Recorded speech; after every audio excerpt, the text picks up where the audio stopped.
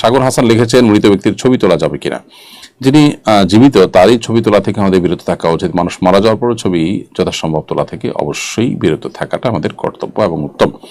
এরপরও যদি কেউ ছবি তুলে ফেলেন, সেটা প্রিন্ট না করে শুধু ফটোগ্রাফিক ছবি হিসেবে যদি থাকতে পারে, কিন্তু মানুষ মারা যাওয়ার পর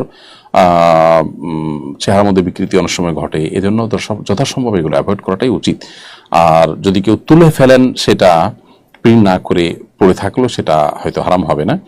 ফটোগ্রাফিক ছবি জায়েজ যে মত আছে সে মতের আলোকে তারপরেও তাকওয়ার দাবি হবে উত্তোলন করা থেকে বিরত থাকা। এরকম অবস্থায় মাহবুব আপনি লিখেছেন, মসজিদে প্রবেশের সময় যদি ডান পায়ের পরিবর্তে বাম পা আগে দিয়ে ফেলি তাহলে কি গুনাহগার হব?